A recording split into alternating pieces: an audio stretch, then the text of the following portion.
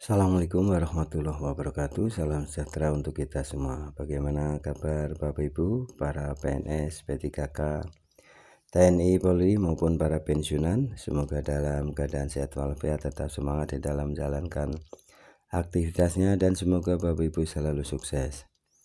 Ada informasi yang menggembirakan dari Kementerian Keuangan ya, terutama pemangku kebijakan tentang gaji ya untuk para PNS, P3K, TNI, Polri maupun pensiunan. Kabar gembira ini yaitu adanya kenaikan gaji ya untuk tahun depan, tahun 2025. Tentu saja ini akan diumumkan pada tanggal 18 Agustus 2024 ini. 16 Agustus ya. Biasanya akan diumumkan oleh Presiden langsung pada tanggal 16 Agustus 2024 ini. Berapa besar dan presentasinya? Mari kita simak bersama ya informasi ini selengkapnya. Untuk itu Bapak Ibu silakan untuk memberikan subscribe, like, isi komentarnya. Hore, gaji PNS bakal naik lagi tahun depan. Nah, seperti tahun-tahun sebelumnya, bahwa pengumuman kenaikan gaji itu ada pada tanggal 16 Agustus ya 2024 ya untuk tahun ini. Mari kita simak informasi selengkapnya. Jakarta, JNPC Indonesia tahun depan merupakan periode pertama Presiden terpilih Prabowo Subianto dan Wakil Presiden Gibran Raka Buming Raka ya. Sederet kebijakan dikabarkan siap meluncur. Salah satunya bagi aparatur sipil negara ASN termasuk pegawai negeri sipil PNS ya. Hal ini dibahas dalam kerangka ekonomi makro dan pokok-pokok kebijakan fiskal KMPPKF 2025 yang menjadi landasan sebelum diajukannya rancangan anggaran pendapatan dan belanja negara RAPBN tahun 2025. Kebijakan belanja pegawai pada tahun 2025, pemerintah jamin konsisten ya melanjutkan proses reformasi birokrasi ke arah adaptasi pola kerja baru yang memanfaatkan teknologi informasi dan komunikasi atau TIK ya untuk mendorong produktivitas. Arah kebijakan belanja pegawai pada tahun 2025 atau tahun pertama efektifnya APBN pemerintahan Presiden terpilih Prabowo Subianto akan difokuskan 4 tujuan utama. Nah, ini ada 4 tujuan utama ya di awal pemerintahan Presiden terpilih Prabowo Subianto ya. Apa itu? Ya, 4 tujuan utamanya.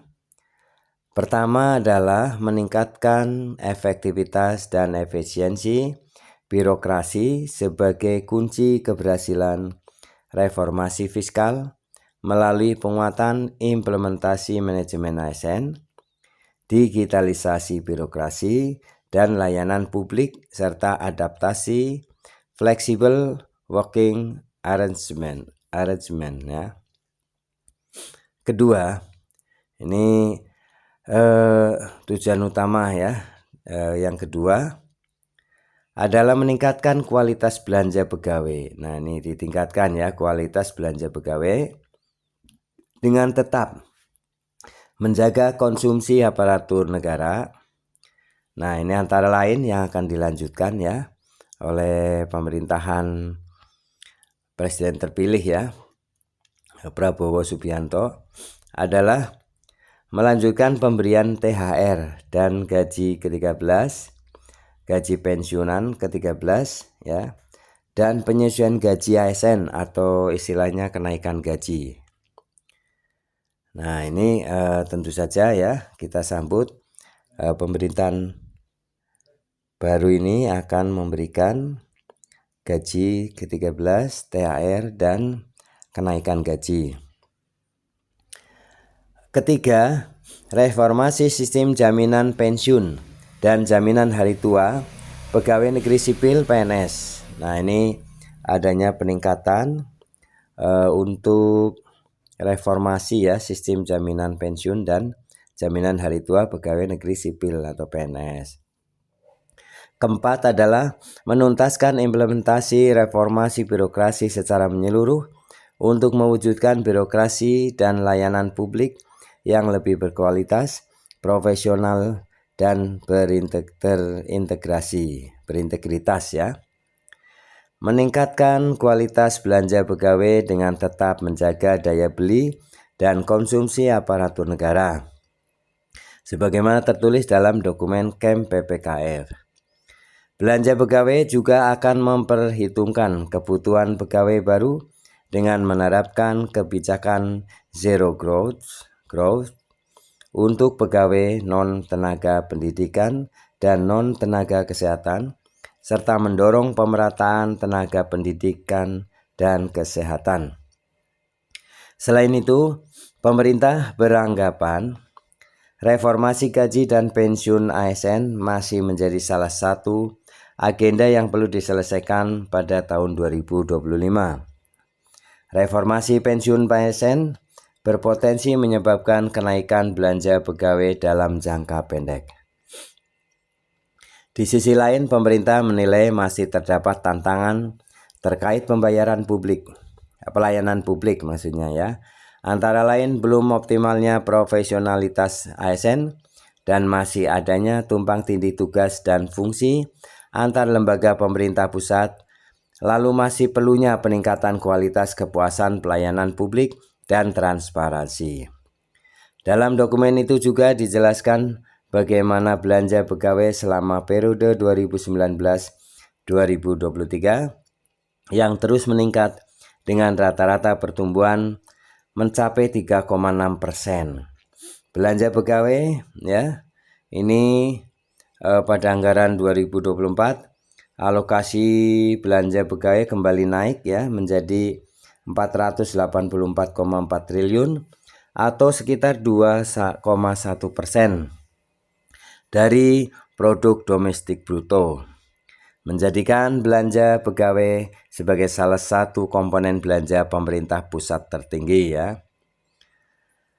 Nah, peningkatan belanja pegawai tiap tahunnya itu pemerintah klaim ya, antara lain dipengaruhi oleh berbagai kebijakan yang diarahkan untuk meningkatkan kesejahteraan ASN, seperti kenaikan gaji dan pensiunan pokok, pemberian gaji ke-13 dan THR untuk ASN dan pensiunan, serta perbaikan tunjangan kinerja kementerian dan lembaga seiring dengan capaian reformasi birokrasi. Komponen belanja pegawai yang terbesar adalah gaji dan tunjangan, sedangkan komponen belanja yang tumbuh paling tinggi adalah belanja honorarium, lembur, dan tunjangan khusus. Ya, ini dikutip dari dokumen KEM PPKF 2025 ya. Demikian Bapak Ibu yang dapat saya sampaikan ya informasi ini. Ini adalah bentuk dari upaya pemerintah ya untuk meningkatkan kesejahteraan para PNS, P3K, TNI, Polri maupun pensiunan. Semoga ini terlaksana dan semoga kita semua bisa sejahtera. Terima kasih. Mohon maaf apabila ada kesalahan. Sampai jumpa kembali dan silakan Bapak Ibu untuk berkenan subscribe, like, isi komentarnya. Assalamualaikum warahmatullahi wabarakatuh.